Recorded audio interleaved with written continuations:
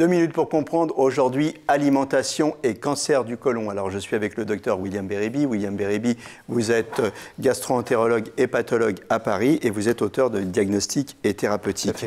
Alimentation et cancer du côlon. Alors, le cancer du côlon, grand problème de santé publique. Vous savez que pour le prévenir, on fait des coloscopies pour enlever les polypes du côlon. Alors, souvent les patients me disent « mais qu'est-ce que je peux faire sur mon alimentation pour améliorer ça ?» Alors, première chose, il faut essayer de ne pas être en surpoids et encore moins en obésité.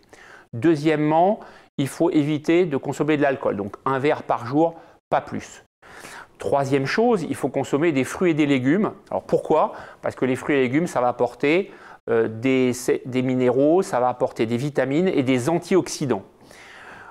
On prend aussi, en plus de ça, des fibres qu'on peut trouver, par exemple, dans les noix, tout simplement, qui vont avoir un effet tropique sur le microbiote intestinal.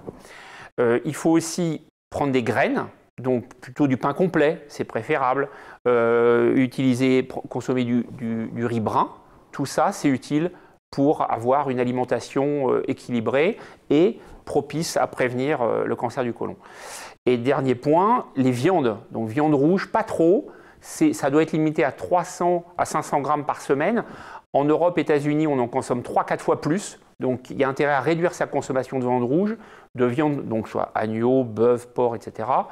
Réduire les viandes transformées aussi, type jambon, pastrami, etc. Donc ça, c'est très important, ça a été démontré. C'est important ce que vous dites parce que souvent, on réduit la viande rouge et on dit « je prends du jambon à la place ». C'est ça, c'est pareil. Même toxicité sur le plan du cancer du côlon. Et puis, très important, le lait, puisque le lait, il y a du calcium et de la vitamine D, et ça a été démontré clairement, le lait, donc calcium et vitamine D, ont un effet préventif sur le cancer du côlon. Voilà, l'alimentation en prévention, il faut y penser.